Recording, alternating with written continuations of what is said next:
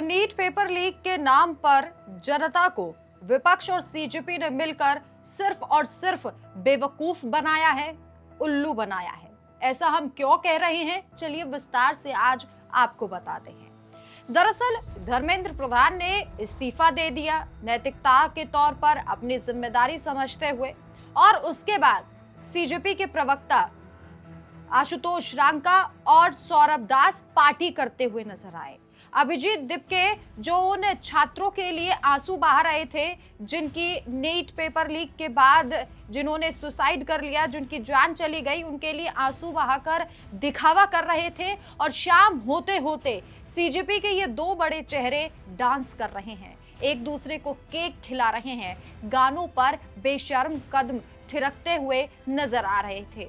और ऐसा ही विपक्ष ने भी किया है। विपक्ष भी खूब खेलता नजर आया जनता के इमोशंस के साथ। ये भी आपको विस्तार से बता देते हैं कि ये कैसे हुआ है। दरअसल सदन में चर्चा होनी थी नीट पेपर लीक को लेकर। सरकार ने सख्त कानून बनाए हैं, फास्ट ट्रैक कोर्ट में सुनवाई होगी जिससे ज्यादा लंबे समय तक मामले जो है वो लंबित ना रहे। इसके अलावा जुर्माना भी बढ़ा दिया गया है। सरकार सजग नजर आ रही है, सतर्क नजर आ रही है, लेकिन विपक्ष का लक्ष्य पूरा नहीं हो पाया, क्योंकि विपक्ष का लक्ष्य था सरकार को अस्थिर करना, देश को अस्थिर करना। और जैसे ही धर्मेंद्र प्रधान ने अपने पद से इस्तीफा दिया, विपक्ष खून के आंसू रोने लगा। विपक्ष ने कहा कि अरे भाई, हमें तो लगा था कि आंदोलन बहुत लंबा चलेगा और जो नेपाल में हुआ, जो बांग्लादेश में हुआ, वो भारत में भी होगा। लेकिन प्रधानमंत्री नरेंद्र मोदी ने मास्टर स्ट्रोक चला और प्रहलाद जोशी को नया शिक्षा मंत्री बनाया, उन्हें अतिरिक्त प्रभार सौंप दिया। अब इसके बाद विपक्ष के पास कोई मुद्दा नहीं बचा है, क्योंकि अपना कोई मुद्दा विपक्ष के पास कभी नहीं रहता। अडानी, अंबानी, ये सब मुद्दे पुराने हो गए। जब कुछ हाथ नहीं लगा सरकार के खिलाफ, तो ये छात्रों के द्वारा जो प्रदर्शन किया जा रहा था, कॉकरोचों के द्वारा प्रदर्शन किया जा रहा था, उस पर अपनी राजनीतिक रोटियां सेकने के लिए पहुंच गए।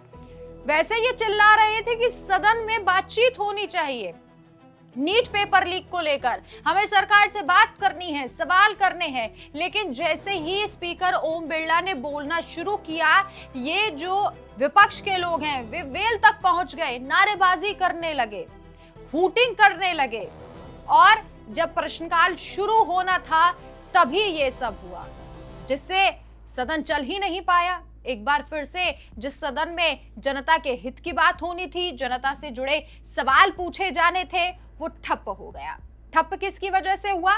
विपक्ष की वजह से। अब आपको खुद ही समझना है कि जब धर्मेंद्र प्रधान ने इस्तीफा दे दिया, यही मांग थी, यही सीजेपी की भी मांग थी, और यही विपक्ष भी कह रहा था। राहुल गांधी भी छाती पीट पीट कर कह रहे थे, अखिलेश यादव भी छाती पीट पीट कर कह रहे थे, कांग्रेस, समाजवादी पार्टी छाती पीट पीट कर कह रही थी कि हमें धर्मेंद्र प्रधान का इस्तीफा चाहिए।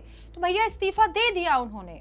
इस्तीफा देने के बाद वो पहली बार सदन भी पहुंचे, लेकिन अब आपको चाहिए था जिम्मेदार विपक्ष होने के नाते कि आप बैठते, आप सवाल करते, सरकार जवाब देती। लेकिन आपने कार्यवाही नहीं शुरू होने दी और खूब हो हल्ला किया, जिससे एक बार फिर से आपका असली चेहरा जो है वो सामने आ गया। लेकिन ओम बिरला भी जानते हैं कि ऐसे लोगों को कैसे सुधारना है। पहले तो ओम बिरला ने बड़े ही प्यार से बातचीत की कि चलिए ठीक है, आप शोर शराबा मत कीजिए, बैठ जाइए, बात कर लेते हैं, प्रश्नकाल शुरू होने दीजिए और मैं आपसे निवेदन करता हूं। लेकिन जब नहीं माना विपक्ष, तो ओम बिरला ने सीधे सीधे कहा कि मैं चेतावनी दे रहा हूं कि उचित कार्रवाई होगी अगर आप इसी तरीके से हूटिंग करते रहेंगे, हो हल्ला करते रहेंगे बिना बात के। अब जनता को खुद सोचना पड़ेगा।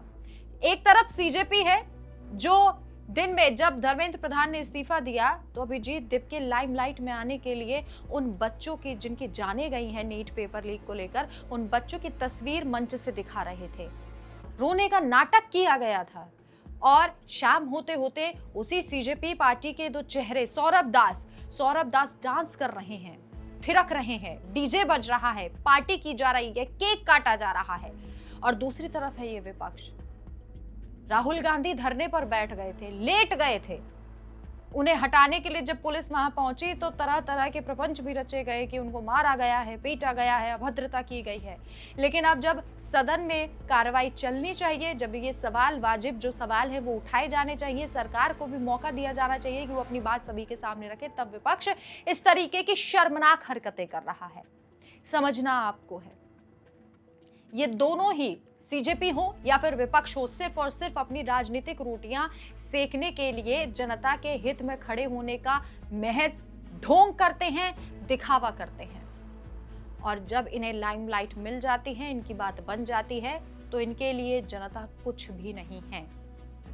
और इसीलिए आज सदन में ऐसी तस्वीर निकल कर आई।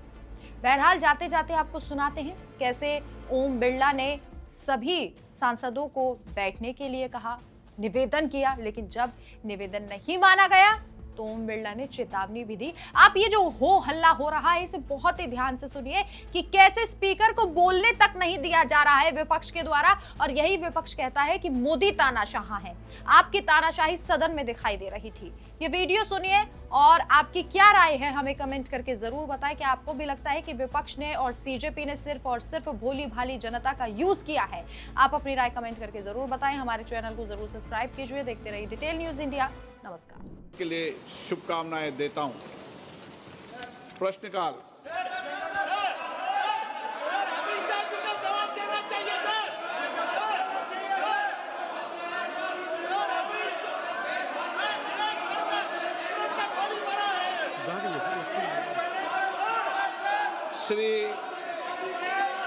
मैं सदन में व्यवस्था दे चुका हूं कि प्रश्नकाल के अंदर कोई भी मुद्दे और विषय को नहीं उठाया जाएगा।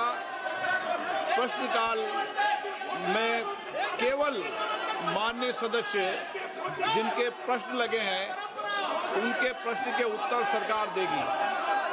ये एक जवाबदेही व्यवस्था का प्रश्न है और प्रश्नकाल में सरकार की जवाबदेही होती है और महत्वपूर्ण विषय, कठिनाई, चुनौतियों पर, वैश्विक मुद्दों पर भी और देश के मुद्दों पर भी प्रश्नकाल में जवाब दिया था। मेरा आपसे आग्रह है, प्रश्नकाल चलाने में सहयोग पैदा करें। आप प्रश्नकाल में गतिरोध पैदा कर सदन के